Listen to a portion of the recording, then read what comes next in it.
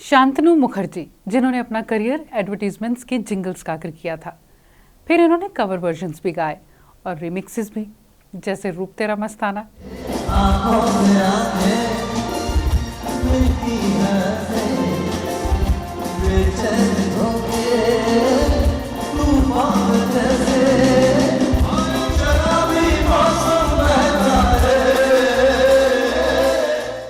कई एल्बम्स भी दी, जैसे अक्सर, लवोलॉजी, क्यू फंक और तन्हा दिल।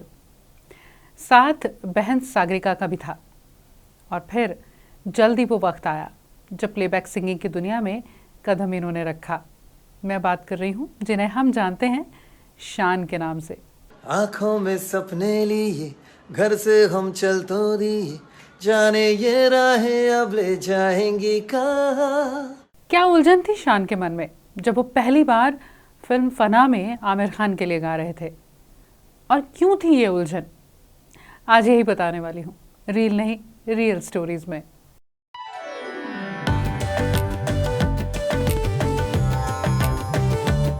एक ऐसा गीत जिसने शान की सिंगिंग की उनके हुनर की शान को और बढ़ा दिया था।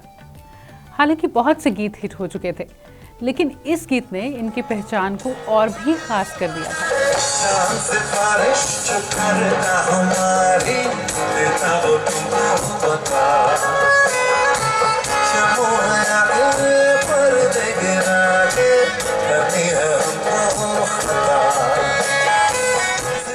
फिल्म थी 2006 की फना, जिसमें म्यूजिक जतिन ललित का था और ये गीत फिल्माया गया आमिर खान पर।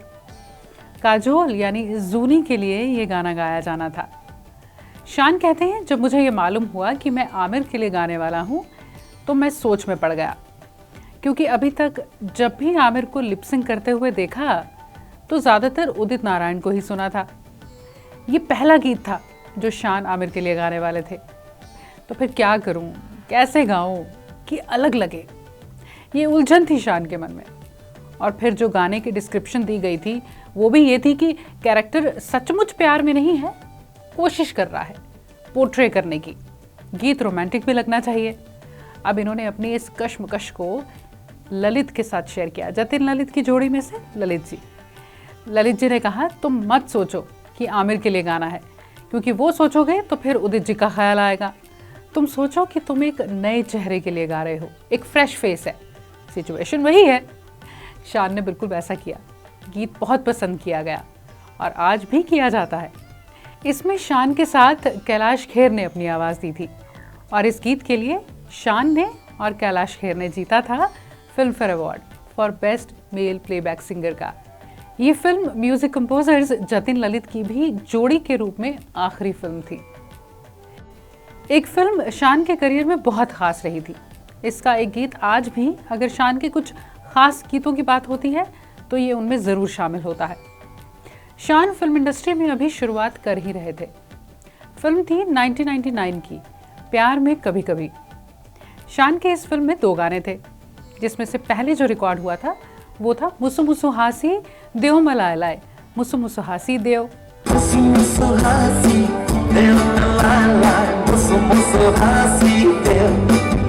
जो असल में होना चाहिए था मुसु मुसु हासी देव ना लाय लाए, मुसु मुसु हासी देव।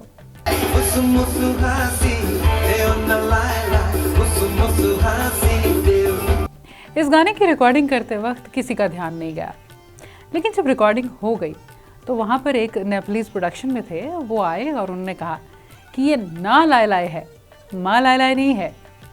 तो फिर अब शान कहते हैं, मैं और विशाल यानी जिन्होंने इस गाने को कंपोज किया, हम तो बड़ी शान से सोफे पर बैठे बात कर रहे थे कि बहुत अच्छी रिकॉर्डिंग हुई है, पर अब क्या करें, बस रहने दिया इस गीत को ऐसे ही। इस गीत को बहुत पसंद किया गया। इस फिल्म के साथ जुड़ी एक और बात भी है। कहा जाता है कि इस फिल्म में पूरे अगर कास्टिंग क्रू की बात की जाए तो लगभग 300 लोगों ने इंडस्ट्री में डेब्यू किया था। अगर सिर्फ म्यूज़िक की ही बात करूं तो कई लोगों ने शुरुआत की, जैसे सिंगर महालक्ष्मी अय्यर। इन्होंने हिंदी फिल्म के लिए पहली बार गाया था, इसी फिल्म से शुरुआत की थी। कंपोज़र सलीम सुलेमान पहली बार म्यूज़िक दे रहे थे। विशाल ददलानी कंपोज़र के तौर पर शुरुआत कर रहे थे। शेखर रवजियानी कंपोज़र और सिंगर के तौर पर शुरुआत कर रहे थे। और के उन्होंने भी इसी फिल्म से शुरुआत की थी। एक और बात बताऊं, शान ने पंचम दा के लिए भी गाया है।